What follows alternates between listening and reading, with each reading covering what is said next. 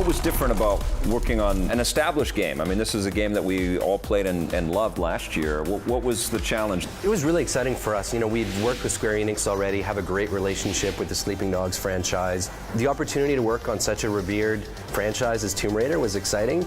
It was a challenge to take a game that was already visually beautiful on the PS3, on the Xbox 360, and say, what's going to make this game next gen?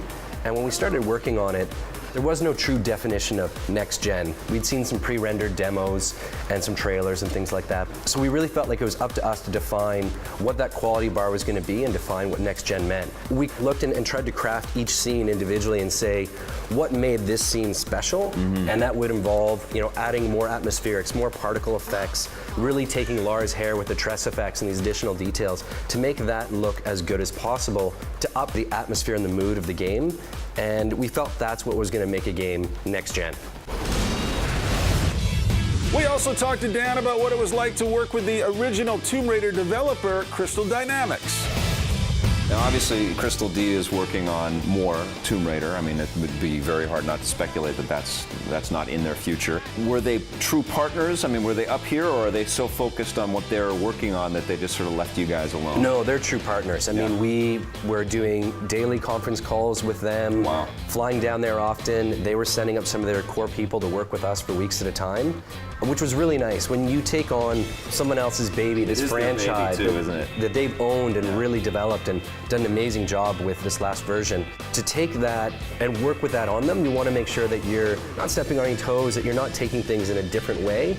And so we had to immerse ourselves in the world as well, and they were great partners for that. Now, prior to Tomb Raider, the last game that Dan and his team worked on was called Sleeping Dogs. I thought it would be great if their next project was a team-up between that game's hero, Wei Shen, and Lara Croft. What about we do a hybrid? Square, write this down. Between Sleeping Dogs and Tomb Raider, Wei Shen and Lara Croft get together.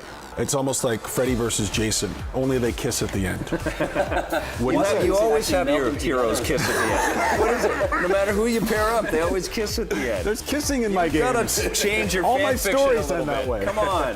But I think they would match up well. You know, they're tall and strong and resourceful, and they're not afraid to knee somebody in the nuts. I thought you were going to match them up like together they were going to battle evil, but well, they could do that too. That's your vision. You work on a dating action game.